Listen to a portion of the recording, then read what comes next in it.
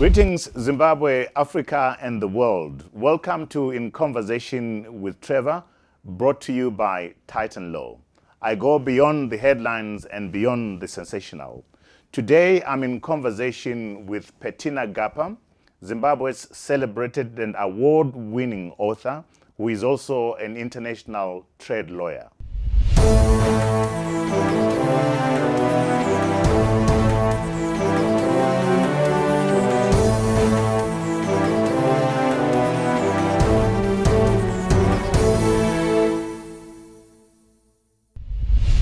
Petina Gappah, welcome to In Conversation with Trevor. Thanks very much, Trevor. Good to have you here. We've been chasing you all over the world. You're back from your book tour. Yes. How did that go? The first part of the book tour, because there's still more traveling to do early Right, next year. Yeah. right. No, I had the incredible privilege that my book came out in the same month in 4 different territories actually. So I did a book tour in the US, I did a book tour in Germany, I did an event in Finland, and also the Commonwealth Export Edition came out at the same time. Fantastic. Is the tour as exciting as writing the book? It's more exciting because writing the book is quite arduous. It's lonely. You have to spend a lot of time on your own. And I am naturally a gregarious person. I like people. So I love book tours because they get me to be in touch with my readers, and they get me to do basically the most fun part of writing is having written, not the actual writing itself. Right, Yeah. right. We'll talk about this book, beautiful book. I've read it, I've underlined it, I've highlighted it. But I want just to, first of all, to say, congratulations for the many awards that you have received, Petina, for an elegy for Easterly. I always get it wrong. Yeah. The Book of Memory.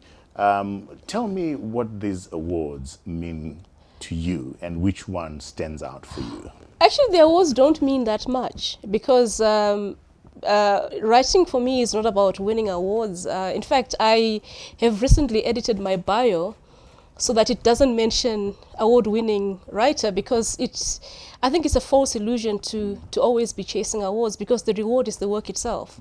So for me, my biggest accolade is the fact that I'm translated in more than a dozen languages, because it means that I get to reach readers all over the world. And to me, that's much more important than winning an award. Tell me about that translation. How does it happen? Does the author ask for it, or the public, the publishers are responding to a demand? Right, that's a really good question. So I have a literary agent. I have a literary agent in New York, and my literary agent also has what's called a foreign rights agent. So once my book is sold to, say, a publisher in the UK or in the US, then the foreign rights agent also offers it around the world to other publishers. I see. Yeah. They then ask it to be translated to Exactly. Japanese. Japanese and French and Chinese and so on. And I speak a number of languages. I love languages. So for me, being able to go around the world, so my German book You tour, speak for instance, German? I speak German, yes. And which other I languages? speak reasonable French, right? I taught myself Swahili to write this book. My party trick is to read the Swahili, the Bible in Swahili to my Kenyan friends who find my accent very funny. And I am actually learning Ndebele to write a play. Fantastic. Yeah. Excellent. And of course, I speak Shona and English.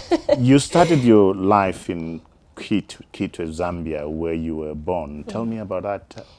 Well, I can't tell you much about it, Trevor, because I was about 9 months when we left Zambia. But I was born in Kitwe on the Copper Belt because my father had a job there.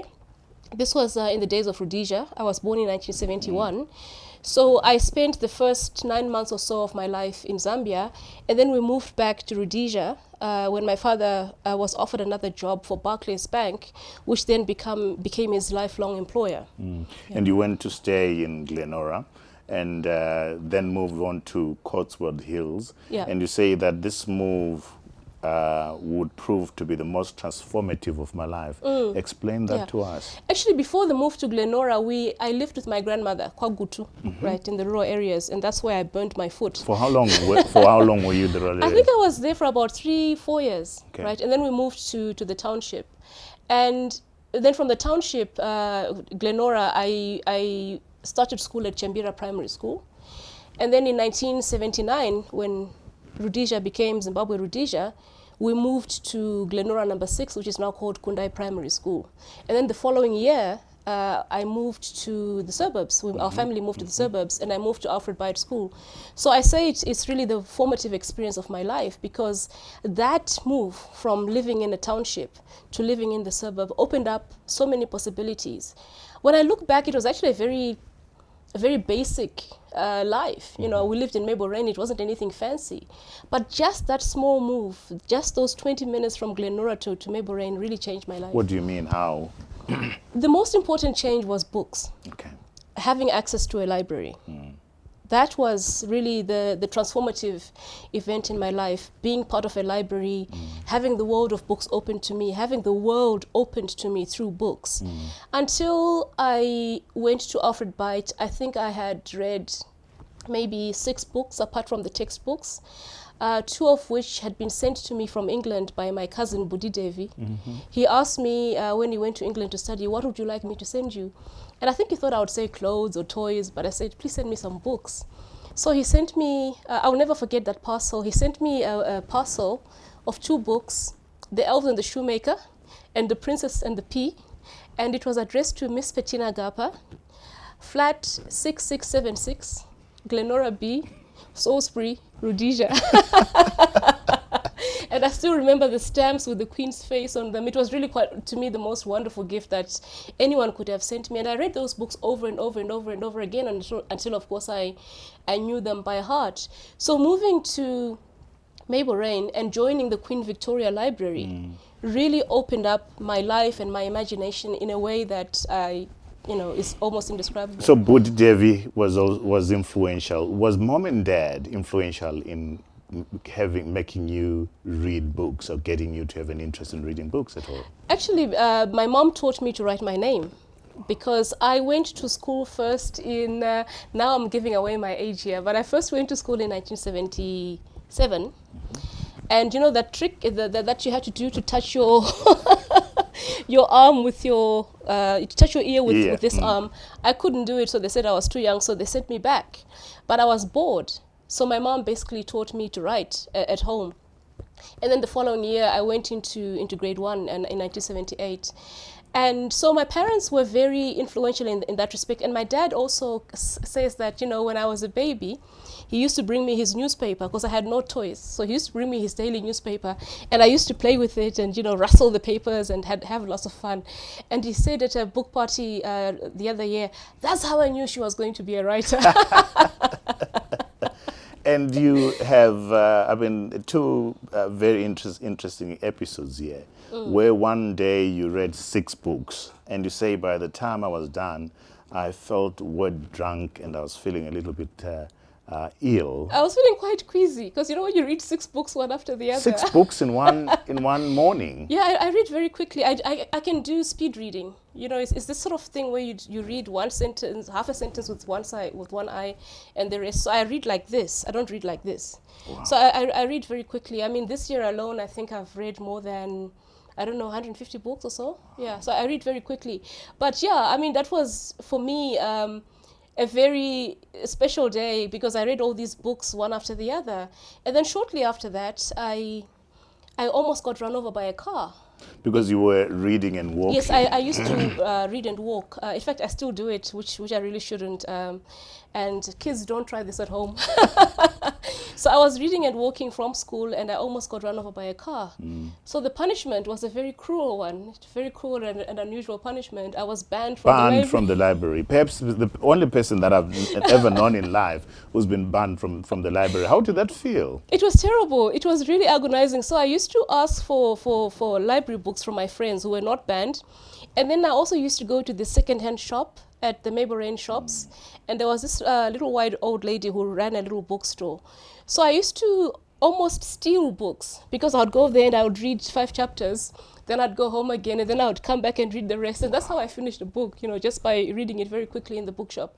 No, I was actually quite... it was almost an addiction to reading, because and I still have it, because I cannot spend 2 hours in a row without at least having some sort of interaction with the written word, whether it's reading or writing something.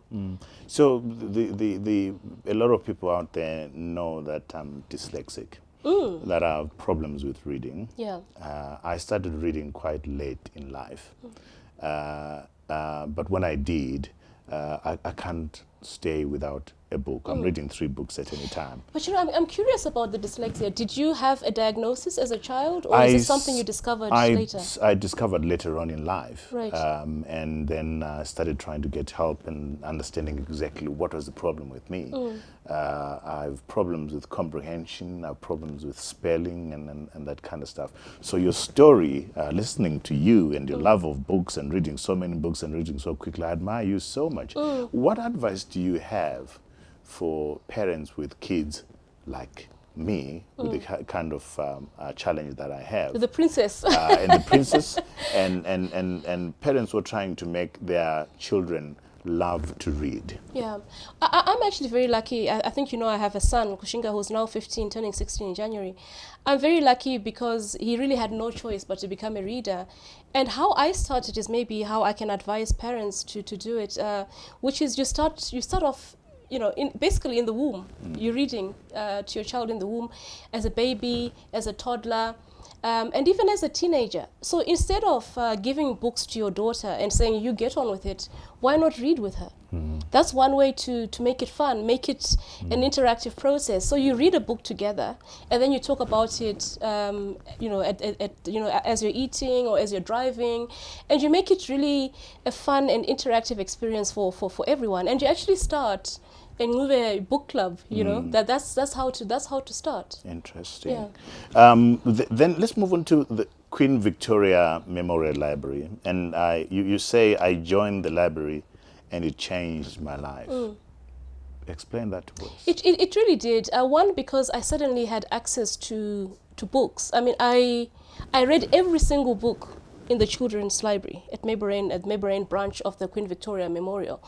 And I actually went back a few years ago, and I realized it wasn't that big a room. You know? So it probably isn't as impressive a feat as it sounds to say I read every book in the library. But then I quickly moved to the town library, to the main city library, and it's from that time that I developed my lifelong love of not only books but also libraries. I just love the idea of a number of people sharing the same books, and I'm extremely committed to literacy. I'm extremely committed to reading, and I'm extremely committed to libraries.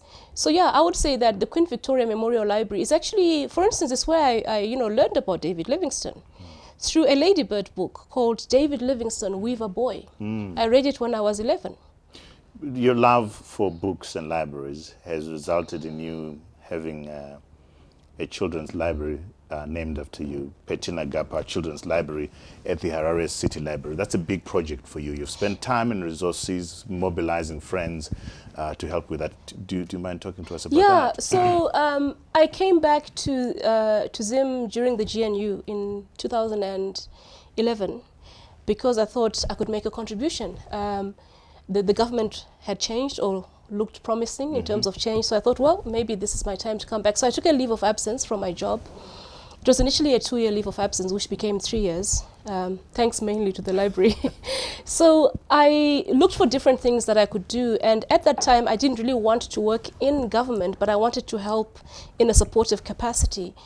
So I thought, literacy, the arts, libraries, because I couldn't really do my actual job, which is trade, because I was on a special leave, so I couldn't work in that area. So I thought, let me go to my other love, which is literacy. So David Coulthard, who was then Minister of Education, appointed me to the Harare City Library, and the committee chose me to chair the management committee. And Trevor, I couldn't believe what I saw. The library was so dilapidated, the roof was leaking. I think the biggest donor of books was Iran, and they had donated lots of books about MS-DOS and other operating programs that were no longer in use. The Economist most recent edition had Gerhard Schroeder on the cover as the recent winner of the German election. It was in 2011.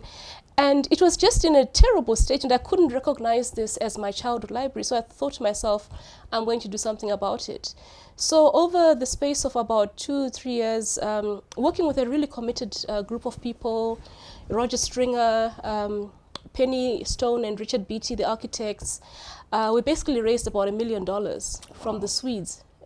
Swedish embassy. They were absolutely terrific, and they helped us to restore the library. We also got support from the UK embassy and from ordinary Zimbabweans as well. And what's the status of the project right now? It's finished. It's finished. It's the most beautiful building, and the reason it took so much money is because the library is an award-winning building. It won the bronze medal for the most impressive building in the Commonwealth over a 10-year period up to, I think, about between 1948 and 1958. So we wanted to restore it in a way that respected its architectural integrity. So that's why it took so much money. And it's just the most beautiful space. Now they have, music performances in there. They have rented some of the space to, I think it's the Zimbabwe Open University. And it's a living building. And so when the most recent committee asked me if I would consider the honor of having something in the library named after me, they asked whether I wanted the reference library or the children's library, and I said, of course, the children's library. That's where your passion is. Yes. Before we go on to that book, you have a play that's launched, Rotten Road. Do you want to talk to us about that play? Actually, playwriting, drama, was my first love. So I was pretty famous at Alfred Byte School as the person who wrote all the plays on prize-giving night and so on. And so it's always been my dream to actually write for the stage, because what I love about writing plays is the opposite of writing novels or short stories, because it's a collaborative project. So you're working with other people, and I just love working with actors. Is this the first play you've done? It's the first real play I've done, yeah, apart from stuff at school. And actors are very difficult people. In fact, basically, artists are very difficult people, very temperamental. But my goodness, when you work together and you do something amazing, it really is the most incredible thing. So I am very lucky that 5 of Zimbabwe's top actors have agreed to be in this play. Eunice Tava, Michael Kudakwashe, Joylene Malenga. We also have Francis Nyakua, who is a fairly new actor, but really just brilliant and talented. We have a Dutch guy called Barry Schipper, who's also performing, and Evangelista Nwatse, who's so familiar to many audiences, has agreed to take on this role as a first in 4 years. Fantastic. So it's just the most wonderful thing. Yeah. Fantastic. We wish the show a good run. Then you did something which is absolutely crazy, Petina. You fall in love with exploration. Who does that? And then you also decide that you're going to be fascinated by the search for the source of the Nile. Yeah. Which then results in this book Yeah. being written. You took 20 years to research this book. What an amazing book. Yeah. What a thrilling book. I couldn't put it down when I started reading it. Tell us about the journey towards the decision to write the book and the experience of writing the book. It started in the Queen Victoria Memorial Library. There you go. I had a very roady upbringing. In fact, it took me years to work on losing the accent. But because of course I was one of the first black kids, along with Jesse Majome, who was a very good friend of mine, and about 7 or 8 other children, were the first black children to integrate this formerly all-white school called Alfred Byte. So you can imagine we didn't learn Shona for the entire time that we were at primary school. We obviously didn't learn anything about Zimbabwe at all. So all our experiences were about, a life outside Zimbabwe. So I used to love books about hunting German spies on the Yorkshire moors. I read 400 of the 600 books that Enid Blyton has written. So it was a very roady sort of outlook. And one of the things, of course, was heroes, and explorers. And the English really liked heroic failures.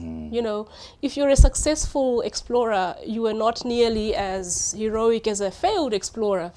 So David Livingstone was one such failed explorer, and I also fell in love with Captain Scott in the race for the Antarctic, mainly because he didn't eat his dogs. That's why he didn't succeed. Amundsen succeeded because he ate his dogs. So, my life was very much about living the kind of life that I thought was heroic. And I actually thought that I would grow up to look for the source of the Nile. I didn't realize it had been found. So I was just so fascinated by exploration, and I wanted to be an explorer. And David Livingstone seemed to me to be a very heroic figure. Yeah. But you then wrote the book about the people that helped him, not so much about him. And I've found this book fascinating. And I must say, I've seen bits and pieces of you in some of the characters that are in this book. Am I right? Yes, I would say you are absolutely right, because so the reason why it's now from the perspective of the Africans and not from the perspective of David Livingstone is because then, having grown up and moved away from the fascination with exploration and having discovered that the Nile had actually been, the source of the Nile had been found, I then became interested in the stories that we don't hear about. I became interested in the stories of the companions, and I still have my O-level history book from St. Dominic's, and there's a sentence I wrote there that says, David Livingstone died on the morning of 1 May 1873 at Chitambo village in what is now northern Zambia. His faithful companions, Chuma and Susi, carried his body for 9 months so that he could be buried at Westminster Abbey. So from the time I was 16, my question moved from David Livingstone to his companions. Who on earth were they? Chuma and Susi. They carried a body for 9 months in 1873. That's an extraordinary act. And so I started to ask myself, why did they? And because I couldn't find the answers in the historical record, I thought I could create a novel that tries to answer that question. And what a novel, Petina. I'm going to ask you to read 2 paragraphs of, for me, of what I think is the book. Very impressive summary of what the book is about. If you could just read those 2 paragraphs. You don't need my glasses? No, I don't need your glasses. Thank you so much. If I may, I'll just start with the first sentence and then absolutely. go straight into those 2 paragraphs. Right. This is how we carried out of Africa the poor broken body of Wana Daudi, the doctor David Livingstone, so that he could be borne across the sea and buried in his own land. This is all we 69 have ever been in his world, the 69 who carried his bones, the dark companions, his dark companions, the shadowy figures in the caravans in which he moved. We were only ever the pagazi on his journeys, the porters and bearers who carried his loads and built his huts and cooked his meals and washed his clothes and made his beds, the askari who fought his battles, his loyal and faithful retinue. On the long and perilous journey to bring him home, 10 of our party lost their lives. There are no stones to mark the places where they rest, no epitaphs to announce their deaths. And when we who remain follow where they led, no pilgrims will come to show their children where we lie. But out of that great and troubling darkness came shining light. Our sacrifice burnished the glory of his life. Wow. What an amazing book. And the title is Out of Darkness, Shining Light. Speak to us about that title. You will recognize the source of this, although you will not know that you recognize this. It's actually from a poem by an abolitionist poet called William Cowper. And the sentence that every Christian is familiar with is, God moves in mysterious ways. That's a line from that poem. And the full quote is, God moves in mysterious ways, his wonders to perform. And the poem is called Light Shining Out of Darkness. So what I did was to simply invert the title. Yeah. And you say, I like what you say at the end, I'll go there, you say, historians gave me facts and my imagination supplied the rest. And what an imagination you have, Petina. Talk to me about that. Well, as you said earlier, it took me about 20 years to research this novel because it was actually meant to be the first book that I wrote. I actually have the first version on a floppy disk. I forgot to bring it to you because I wanted to show it to you. My son didn't recognize it. You know, he doesn't know what a floppy disk is, but that's really how old I am. And this is when I started writing this novel in 1998. So that's the first version that I had saved. But I realized the more I wrote, the less I knew. So I thought, well, maybe this is not the novel for now. Maybe now I should write other things while I develop my craft, and also while I research. So I ended up writing 3 other books before I eventually wrote this one. But all this time I've been researching this book, and I've been traveling to as many places associated with Livingstone and the companions as I could. I spent a lot of time in David Livingstone's home, which is now the David Livingstone Memorial Trust near Glasgow in Scotland. I spent time in Bagamoyo, which is the last place in African soil where he lay before being shipped off to Zanzibar and then to England. I wrote in Zanzibar. I spent a month learning Swahili, and just to get the vibe of Zanzibar, because a lot of the men in the book are from Zanzibar. So I wanted to understand the history, the rhythm of speech, and so on. So yeah, it's been a lifetime's work. It's a book about love, about commitment, about sacrifice, About faith. about faith, about slavery, about so many things, and you knit this amazing tapestry, and I'm so impressed, and I hope many people go out and buy the book. No, thank you so much. I mean, the reaction from my book tour has just been absolutely terrific. I've had some very warm receptions from different readers, and the reviews have been stellar, and they've all said more or less the same thing, which is that we knew who Livingstone was, but we knew nothing about the companions. And to me, that's really important, because I'm very much into what is called by social scientists the subaltern view of history. I want to understand history from the perspective of the people who are marginalized, who are voiceless, not from the generals, but from the foot soldiers. You know, so for me, telling the stories of these companions, that, you know, people that had been more or less erased from history, it really feels to me like a commitment. Fantastic. Congratulations for amazing work.